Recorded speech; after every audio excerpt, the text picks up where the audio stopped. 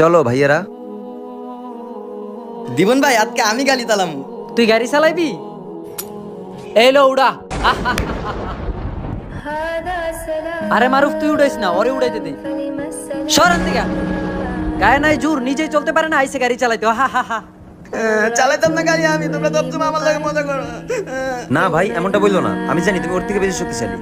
কি এই প্রতিবন্ধী আমার তো শক্তিশালী মানি? আমি প্রতিদিন জিম করি, 1 টন ওজন উড়াই, জানোস? ওর লগে আমার তুলনা দিতেছি। ঠিক আছে চলো, আমি তোমাদের একটা কম্পিটিশন নিব।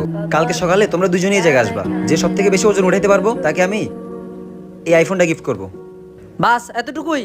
ঠিক আছে, কালকে সকালে আইসা এই ফোনটা আমি লয়ে যাবো।